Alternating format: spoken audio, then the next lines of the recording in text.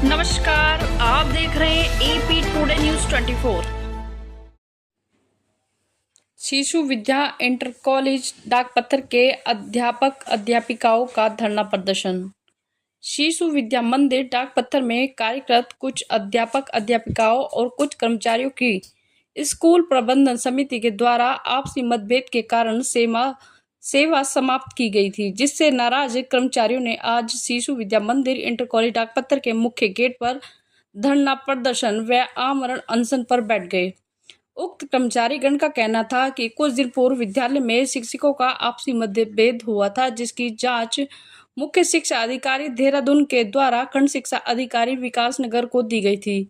खंड शिक्षा अधिकारी विद्यालय की जांच रिपोर्ट मुख्य शिक्षा अधिकारी देहरादून को सौंप दी गई, जिसके बाद मुख्य शिक्षा अधिकारी देहरादून के द्वारा शिशु विद्या मंदिर इंटर कॉलेज डाकपत्थर के प्रबंधन समिति को यह आदेश दिया गया था कि अपने विवेक से कार्य करें, लेकिन प्रबंधन समिति के द्वारा 12 अध्यापक अध्यापिकाओं की सेवा समाप्त करने पर नाराज कर्मचारियों गणों ने कुछ मुख्य शिक्षा अधिकारी देहरादून से मुलाकात कर अपनी समस्याओं से अवगत कराया। इसके बाद मुख्य शिक्षा अधिकारी ने तुरंत प्रबंधन समिति को अध्यापक अध्यापिकाओं के सेवा समाप्त न करने के बहाली के आदेश दिए, लेकिन शिशु विद्या मंदिर इंटर कॉलेज डाकपत्थर के प्रबंधन समिति के द्वारा उनकी सेवाओं को समाप्त करने के बाद बहाल नहीं किया गया जा रहा, जिससे नाराज अध्यापक अध्यापिकाओं द्वारा गेट पर अनिश्चितकाल धरना प्रदर्शन कर रहे हैं। इस मौके पर शर्मिला राणा, राजेश चौहान, सालू, अमित, रमेश चंद्र,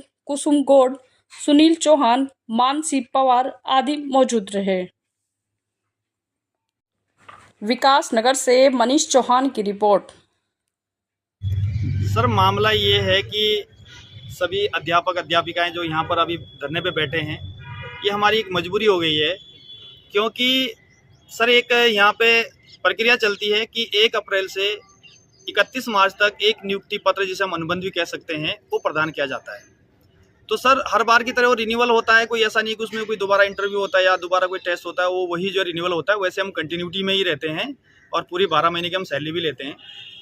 लेकिन इस जो सेशन हमारा अभी स्टार्ट हुआ अभी 1 अप्रैल से 2025-26 के लिए, इस सेशन के लिए हम 12 लोगों को 10, जिसमें हम अध्यापक अध्यापिका हैं और 2 हमारे कर्मचारी हैं, 12 लोगों को बिना कोई पूर्व के सूचना दिए हमारी सेवाएं समाप्त की। हमको कोई भी वो अनुबंध नहीं दिया जा रहा और हमको ये कहा गया है कि आपकी सेवा समाप्त हो गई है। किसने की आपकी सेवा समाप्त? सर ये प्रबंधन समिति है और प्रबंधन समिति ने हमें कुछ भी ऐसा अवगत नहीं कराया। उन्होंने हमें 29 तारीख को, क्योंकि 30 और 31 को अवकाश था, तो एक पत्र आता है, उसमें कहा गया है कि मुख्य शिक्षा अधिकारी के पत्र अनुसार जिन अध्यापक अध्यापिकाओं को नियुक्ति प्रदान नहीं की जाएगी, उनकी सेवा स्वतः ही समाप्त समझी जाएगी।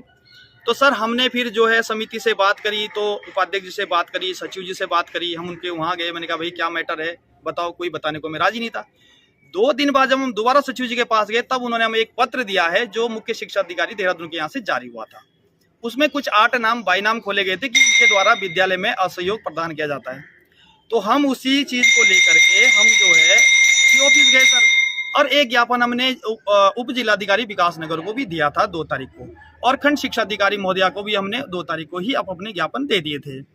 कल दिनांक 4 को हम मुख्य शिक्षा अधिकारी देहरादून के कार्यालय पहुंचते हैं और वहां हमने अपनी सारी बात रखी और हम ले गए कि सर आपने जो हमारे खिलाफ ये कार्रवाई की है, बाईनाम कार्रवाई की है, सर हमारे ऊपर जो ऐसी कोई जांच हुई है, ऐसी कोई आख्या है कि हम उसमें क्या दोष हमने क्या है जो हमें दोषी क्या है साबित।